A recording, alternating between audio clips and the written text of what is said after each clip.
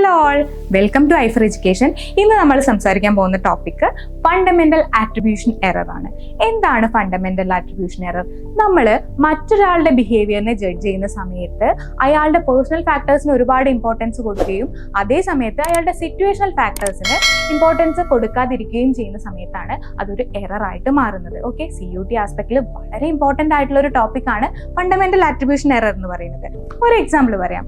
ഒരു എക്സാമ്പിൾ പറയുന്ന സമയത്ത് നിങ്ങൾക്ക് ചിലപ്പോൾ നിങ്ങളുടെ ചുറ്റുമുള്ള ഒരുപാട് ആളുകൾ ഇങ്ങനെ കണക്ട് ചെയ്യാൻ പറ്റുന്നുണ്ടായിരിക്കും. ചിലപ്പോൾ നമ്മുടെ ഭാഗത്ത് നിന്ന് അങ്ങനെ ഒരു ബിഹേവിയർ ഉണ്ടായിരിക്കും. അപ്പോൾ എക്സാമ്പിൾ എന്താണെന്ന് വെച്ചാൽ, നമ്മുടെ ഓർഗനൈസേഷനിൽ ഒരു എംപ്ലോയി ഉണ്ട്. ആൾ എന്നും ലേറ്റ് ആയിട്ടാണ് വരുന്നത്. അപ്പോൾ നമ്മൾ പറയാണ് ഇയാൾ ഒരു ലേറ്റ് കമർ ആണ്, അല്ലെങ്കിൽ അയാൾ ഒരു മോശം എംപ്ലോയി ആണ്, എന്നും ഇയാൾ നേരം വൈകിട്ടാണ് വരുന്നത്.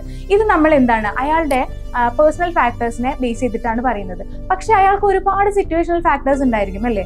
അയാൾ വരുന്ന റൂട്ടിൽ ഡെയിലി ട്രാഫിക് ജാം നടക്കുന്ന ഒരു ഏരിയ ആയിരിക്കും. അപ്പൊ അതുകൊണ്ടായിരിക്കും അയാൾക്ക് നേരം വൈകുന്നത്. എത്ര നേരത്തെ ഇറങ്ങിയാലും ചിലപ്പോൾ ജാമിൽ വിട്ടുപോകാൻ സാധ്യതയുള്ള ഒരു ഏരിയ ആയതുകൊണ്ടായിരിക്കും ചിലപ്പോൾ അയാൾ ലേറ്റ് ആയി പോകുന്നത്. പക്ഷെ അതിനെയൊന്നും നമ്മൾ കൺസിഡർ ചെയ്യാതെ ഇവിടെ നമ്മൾ എന്താണ് ചെയ്യുന്നത്? ഇവിടെ നമ്മൾ അയാളുടെ പേഴ്സണൽ ഫാക്ടേഴ്സിന് നമ്മൾ കൂടുതൽ ഇമ്പോർട്ടൻസ് കൊടുത്തോണ്ട് നമ്മൾ പറയാണ് അയാളുടെ ഒരു മോശം എംപ്ലോയി ആണ് എന്ന് പറയാണ്, അയാൾ ഒരു ലേറ്റ് കമർ ആണ് എന്ന് പറയുന്നതിനെയാണ് നമ്മൾ എന്തെന്ന് പറയുന്നത്? ഫണ്ടമെന്റൽ ആട്രിബ്യൂഷൻ എറർ എന്ന് പറയുന്നത്. എല്ലാവർക്കും ക്ലിയർ ആയി എന്ന് വിശ്വസിക്കുന്നു. Thank you all.